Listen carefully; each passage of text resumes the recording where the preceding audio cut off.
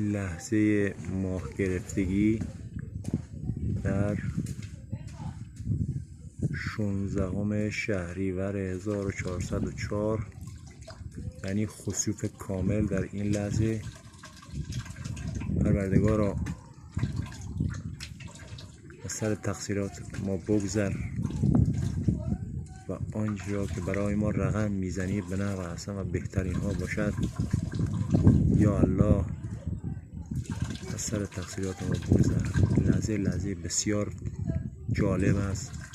پروردگارا دعای ما را قبول بفرما، ما را جز قبول یافتگان خودت قرار بده. یا الله، یا الله سعادت دنیا و آخرت نصیب بفرما. یا الله، یا الله به بزرگی خودت، وحدانیت خودت و رحمانیت خودت، یا الله ما را ببخش و بیامرز.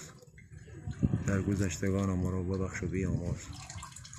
ما را جز قبول شدگان درگاه خودت یا الله قرار بده. یا الله دست نیاز به درگاه تو بلند میکنیم، دستهای ما را خالی بر نگردان. آمین یا رب العالمین.